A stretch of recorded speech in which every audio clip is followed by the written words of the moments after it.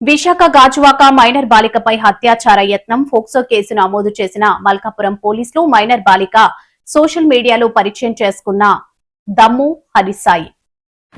మల్కాపురం త్రినాథపురం బాధితులు ఇంటికి వెళ్లిన నిందితుడు బాధితురాలపై అత్యాచారం యత్నం చేసినట్లు తల్లి పోలీసులకు ఫిర్యాదు. కేసు నమోదు చేసి దర్యాప్తు చేస్తున్న మల్కాపురం పోలీసులు. నమస్కారం అండి. నేను విశాఖపట్నం సిటీ మల్కాపురం పోలీస్ స్టేషన్కి సంబంధించిన SHO అండి. అయితే మల్కాపురం పోలీస్ స్టేషన్లో నిన్న అనగా 18వ తేదీని ఒక పోక్సోకి సంబంధించిన కేసు రిజిస్టర్ చేయడం జరిగింది. ఈ కేసుకు సంబంధించిన వివరాలు ఏంటంటే, ఒక మైనర్ అమ్మాయిని ఒక అబ్బాయి ఇన్స్టాగ్రామ్ ద్వారా లవ్ చేసి శారీరకంగా కలవడం జరిగింది.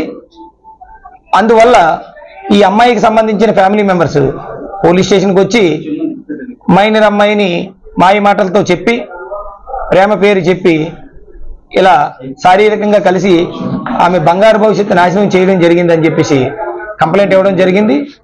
వెంటనే ఆ కంప్లైంట్ రిసీవ్ చేసుకొని కేసు రిజిస్టర్ చేసి విచారణ చేసి, విచారణలో వాళ్ళు చెప్పిన విషయాలు నిజమే తెలిసిన తర్వాత ఆ సదరు వ్యక్తిని దమ్ము హరిసాయి అనే వ్యక్తిని అరెస్ట్ చేయడం జరిగింది.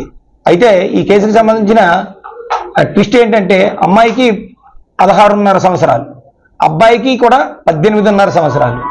జస్ట్ అయినా కూడా మేజర్ అయ్యి 7 నెలలు అయ్యింది.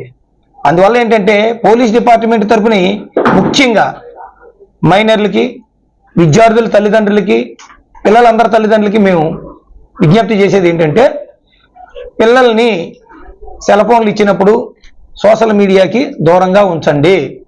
సోషల్ మీడియాలో పిల్లలు రకరకాలైన విషయాలు చూసి ఈ ప్రేమ పట్ల, వేరే విషయాల పట్ల, చూడకూడని విషయాల పట్ల ఆకర్షితులై వాళ్ళు చెడు వ్యసనాలకు అలవాటు పడుతున్నారు.